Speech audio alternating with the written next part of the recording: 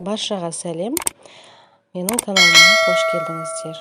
Бүгін біз ерекше дәмді болып пісетін, қамыры аузда еритін етті бәліш дайындайтын боламыз. Ол үшін видеомды аяғына шейін көріңіздер.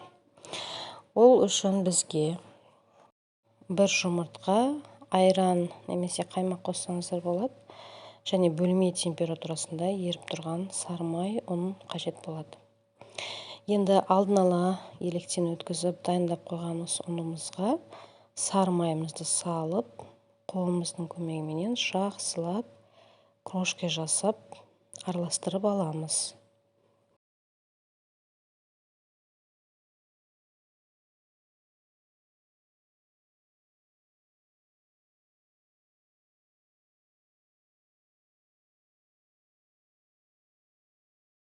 Енді осы қамырымызға бір шай қасық тұзымызды және қамыр қопсытқышымызды салып араластырып аламыз.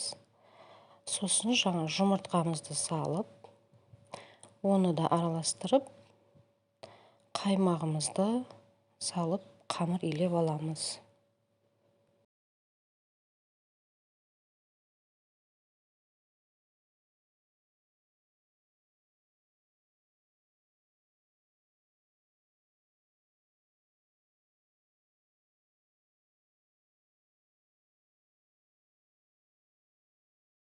Мінекей осындай қамырымыз дайын болып шықты, жұп-жұмсақ. Енді оны целлофанға салып, салмамызды дайындап алғанша тоңазытқышқа қоятын боламыз. Енді салмасын дайындаймыз. Ол үшін бізге осындай үлкен бір пияз керек. Оны төрт бұрыштылап тураймыз.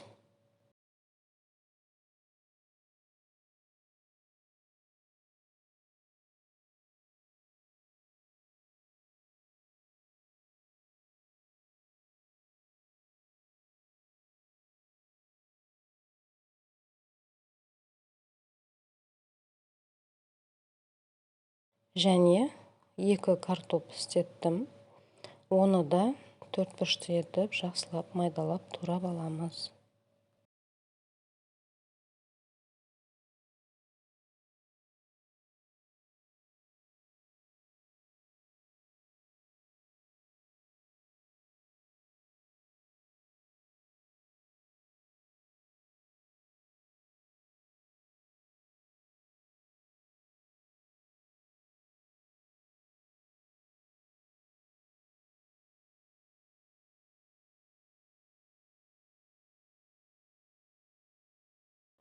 Енді барлық туралған заттарымызды жинаймыз.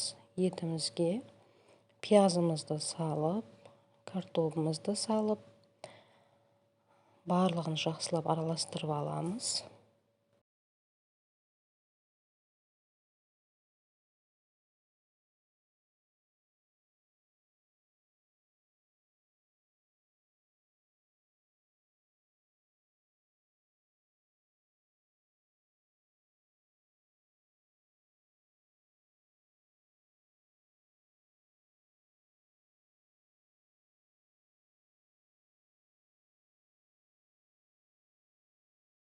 Енді дәмдеуіштерімізді саламыз.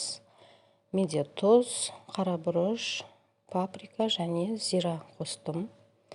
Зира қоссаңыздар, дәмі өте ерекше болып шығады. Енді барлығын жақсылап біркелкі етіп араластырып аламыз. Қамырымыз да дайын. Енді бұл қамырымызды кішкене бөлігін бетіне алып қалып, үлкен бөлігін жаямыз.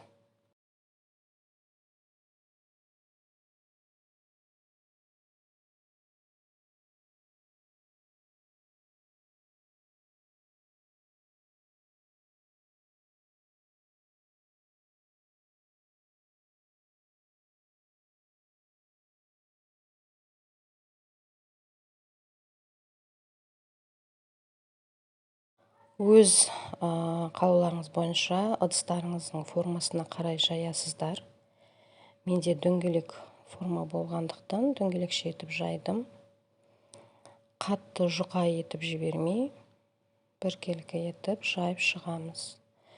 табамызға салып, кішкене шеттері осылай шығыңқы болу керек.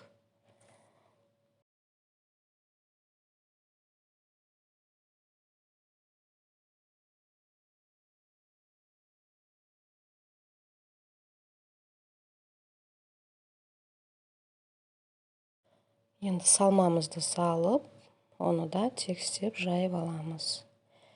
Енді бетіне алып қалған қамырымызды жайып дайындаймыз.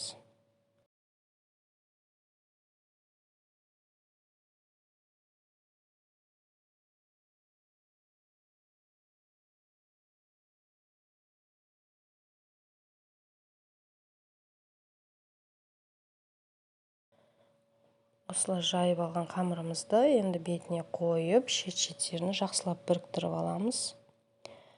Бірінші әдемілеп біріктіріп алып, сосын шетін қалауыңыз бойынша сәндеп түйіп шықсаңыздар болады.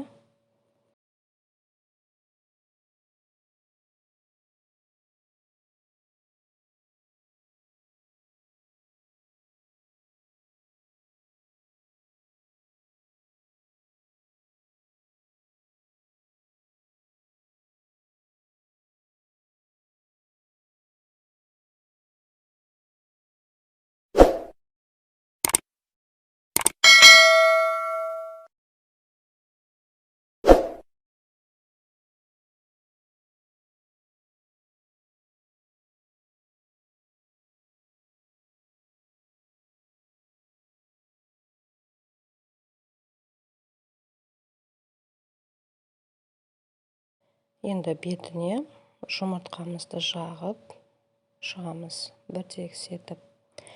Бетіне күнжіт немесе мак сепсеңіздер де болады. Көрінісі де ерекше әдемі болып шығады.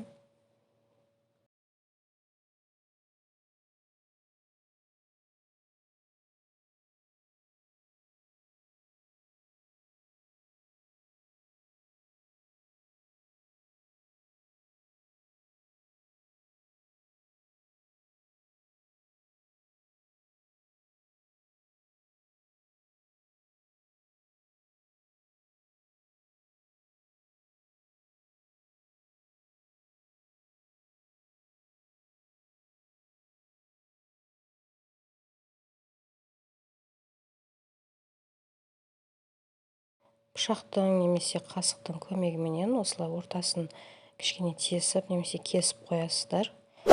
Ішіне ауа шығып, етіміз таза пісуі үшін.